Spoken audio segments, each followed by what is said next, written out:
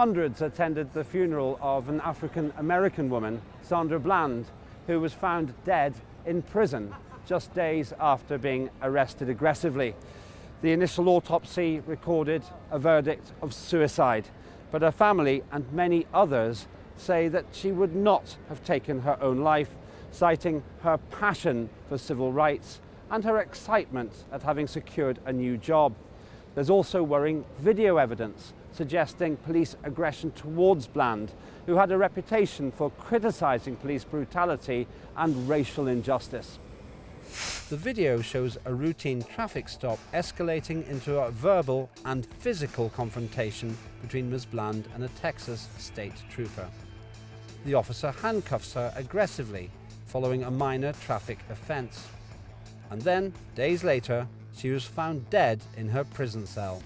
Disturbing suggestions have been made that in her police photograph, Sandra Bland was already dead. Human rights activists argue her race was the cause of her arrest and death in a country with a long record of racial and human rights abuses. White people are also under threat, with a US senator calling for the hanging of whistleblower Edward Snowden for exposing US government misconduct. How do the American public feel when human rights activists die in police custody? What are the implications when American politicians call for the hanging of political whistleblowers? And what lessons should the US itself learn about human rights? These are the simple questions we sought to answer. Now, new online video evidence shows a US police officer casually pepper spraying protesters at a black rights demonstration, apparently without any prior provocation. Why are there so many unprovoked attacks on civil rights activists by the US police? We asked the American public. Well, I believe that it has something to do with martial law. You know, everything here is this isn't a game, and people don't understand that the police are told to do this stuff. All right, they're told that if they don't push people, make people scared. The society's scared. If they have no scare, then they have no authority. You know what I'm saying?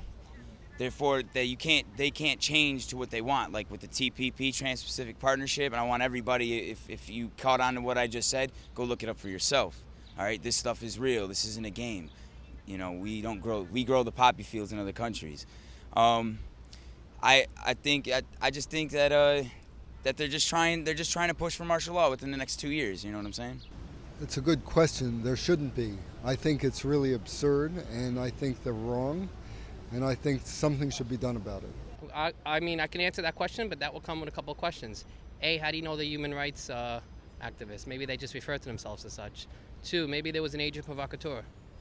3, I think police brutality is a problem. Well, I basically say people are people. Some just don't have what it takes to handle the job or the pressure that goes on with it. In my life, I've seen both. I've seen cops that probably shouldn't have the job, and then cops that are saints. In the old times, there was also protests against police, and police and protesters always fought. Just there was never enough record compared to what is now. The video evidence is impossible to deny. What lies behind the very large number of attacks on human rights activists by US police? Here are the views of our experts. The United States of America is a white supremacy racist state that has been built upon, maintained, and is still being maldeveloped upon the basis of crimes of genocide and ecocide against humanity. The actual training of the police force, the armed forces, the security and intelligence personnel includes, what can be termed indoctrination to perpetrate crimes of genocide. So this for me explains exactly why we have consistently been seeing, this misbehavior from the police. We must understand what US Satan is, first of all. US Satan as a geopolitical entity. It's a settler colony. And what that means is it means that a group of people who don't belong there went there, committed genocide against the people who belong there and took it over. So they became settler colonialists. In the case of US Satan, it's even worse, because then what they did is they got another set of people, Africans, transported them over in massive numbers, committing genocide all the way through, and then stole their labor in order to build the state that exists there now. So the US Satan is founded on evil. It's founded on wickedness. It's founded on theft. It's founded on genocide. And so when you have that kind of foundation, you're automatically in the wrong, even if you're trying to do right. And we're not even suggesting they're trying to do right, but even if they're trying to do right, they're automatically in the wrong because their foundations are wrong. And so they have to defend that wrongness all the time. Now, human rights activists are trying to do what's right. If you're trying to do what's right, you're doing the opposite of what's of those that are trying to do what's wrong. And so you become an anathema to that state. And so the state then has a duty to persecute, to oppress you, to destroy you, in order to preserve its own wicked and evil existence.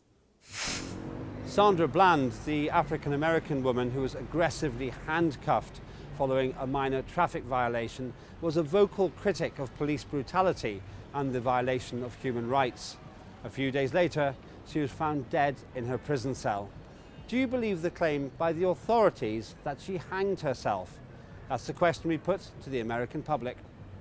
Honestly, I'm undecided, but whether or not she did, it is the fault of the police and the people working at that jail. Whether or not they killed her outright or created the conditions where she didn't have a better option than to kill herself, it's still their fault. I do believe the claim by authorities, but I think she did it only because she was so overwhelmed. I believe the circumstances are pretty bizarre how things went, but they have video cameras throughout the, if police went in there in the middle of the night, if there was some activity that might have happened that, but it does seem like she did perform that, unless they have some other evidence that it didn't happen. Absolutely not. I think it's a claim that's easy to make if you're part of that oppressive system, because it kind of protects you. They either pushed her to the point to hang herself, or they did it for her and set it all up. That's critical thinking, common sense would tell you, like, everything you see was going on. I'm looking for the right word. I don't have full trust in that. I believe there's a lot of questions that are unanswered in that particular case. I don't know much about that particular case. I remember something about her being handcuffed or whatever, and I didn't hear anything after that, to tell you the truth. Despite the official story, Sandra Bland's family and many others doubt that she committed suicide. What do our experts make of the claims that she hanged herself? Certainly no. I believe strongly that she was hanged by the police themselves, right? And this is in the tradition of the American police, which grew out of the forces that were deployed, in slave catching and in the lynching, of particularly African Americans and Native Americans and others who, were seen to be disobedient to the white supremacy racist order in the United States of America. Yeah, well, I won't describe the claim that our sister, our daughter, in fact, Sandra Bland, killed herself as a moot point. It's not a moot point. It's a very important point. But I am going to describe it as a secondary point. Because when we look at the story, the images that we've seen around essentially an abduction of Sandra Bland, what we see is that there was no justifiable reason for her to be arrested. And we can surmise from that had she not been arrested, she would be alive now today. She would not be dead. And so regardless of whether she, under the intense pressure of US Satan oppression, committed suicide, or whether they out and out murdered her, regardless of which one it is, the US Satan state, through its police force, is responsible for her death. So I think that is the starting point for the analysis, that US Satan is responsible for her death. And then we can get into the speculation about whether or not she actually committed suicide under the intense pressure or whether they actually murdered her. But I'm not going to get into that speculation because I wasn't there. I'm thousands of miles away. And there are people who know better than I do what really happened. But the fundamental point is that Sandra Bland would be alive today but for the unlawful intervention of the US Satan Police. Video evidence shows a US police officer threatening Sandra Bland with a taser. Then, when he throws her head to the ground, despite her warnings that she has epilepsy, he says, "Good." How would the American public define and describe such police behavior? Unlawful, and that is an example of police brutality, completely. Well, if I was just looking at that episode alone, I would say it's terrible. But there's a lot more to how we deal with the police. You know, it's a serious issue. It's an issue that affects actually Americans of all races, religious and ethnic backgrounds. But there may be incidents where certain communities are put under a lot more of who deal with a lot more police brutality than others. There may and there may not be. Horrendous, disgusting, and really needing to change. That was very unprofessional. One, like I said, again, someone had the stress of the job. Eventually, after a while, you hear so many excuses. You hear people, sometimes they use that to get out of a thing where they don't really have epilepsy or nothing. But I don't think he handled it like a professional. He let things get out of control, and he let them. I think it's atrocious. I think that there's no reason for that. We don't live in a police state. We live in a democracy where things should be done the correct way, and I don't believe police should do things like that. The video evidence of Sandra Bland's treatment could not be clearer. What does this tell us about US police behavior? Our experts said this. Well, again, you know, as in their tradition of the Gestapo-style neo-Nazi fascism. That's as simple as that. And, you know, we really have to understand that we need to focus more on the WeChat genocide campaign that has been going on for about 6 decades now in the United States, instead of Black Lives Matter, because Black Lives Matter is still, you know, built on the basis that there are some decent people out there, you know, within the US state machinery that at some point will wake up and take Black lives seriously, will take Muslim lives seriously, will take, you know, the indigenous peoples of America's lives seriously, will take human life across the world seriously. And this has been shown again and again as a fallacy. So the WeChat genocide, you know, campaign is what we should be supporting.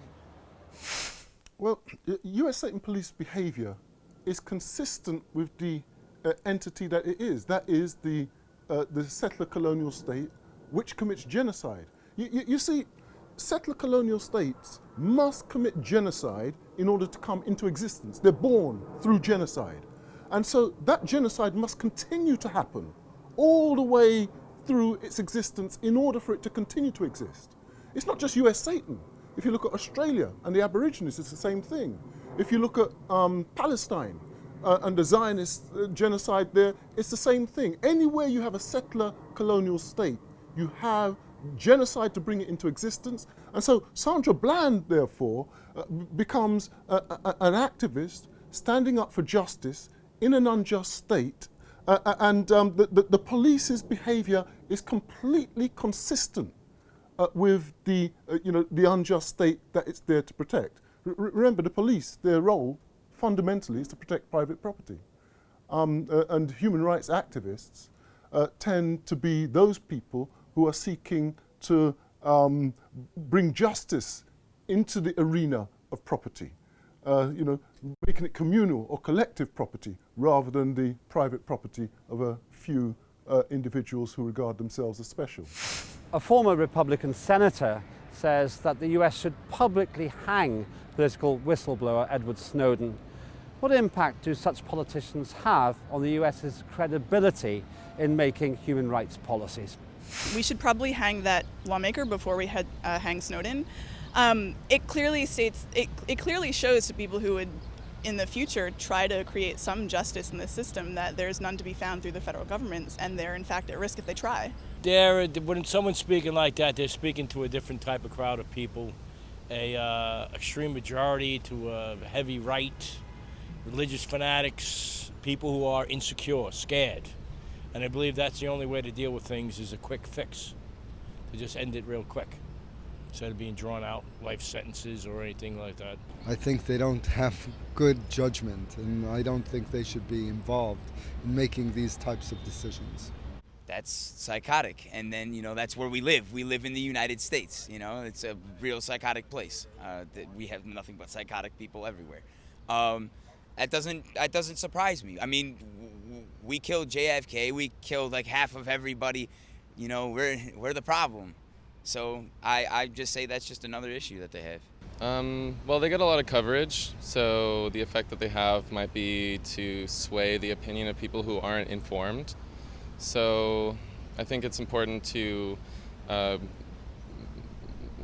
keep the public eye on, things, other types of opinions than just politicians. So that's one of the good things that social media brings, is sort of like a more democratic space for opinions and also just different viewpoints. We asked our experts to assess the impact which high-level calls for the hanging of political whistleblowers might have on US credibility as a human rights crusader.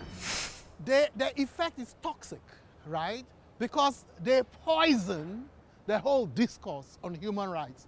They are full of hypocrisy, because on the one hand, they preach human rights and democracy and are prepared to violently impose it, their own variant, and which I will call a misunderstanding, a misconception of human rights and democracy upon the rest of the world.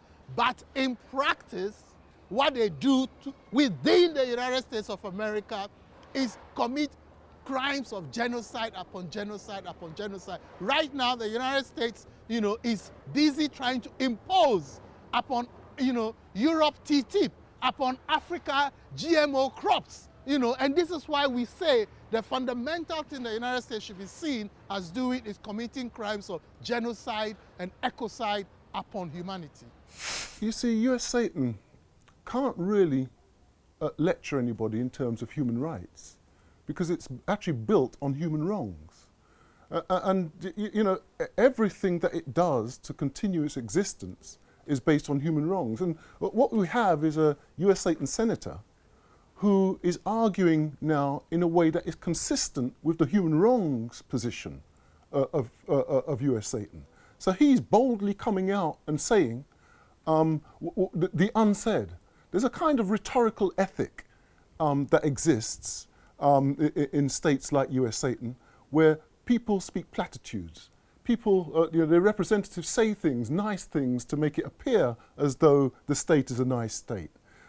He either doesn't have that skill, or somebody's given him a truth drug or something, and so he's just coming straight out with it. He's just expressing exactly what US Satan represents: oppression and exploitation against ordinary people. The US is regularly involved in lecturing other countries about human rights.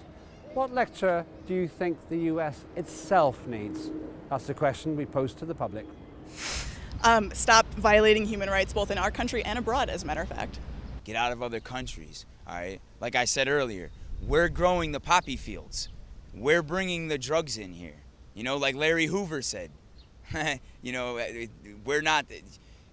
we don't have guns in our backyard, you know what I'm saying? Like, we don't build guns here, We have it shipped here.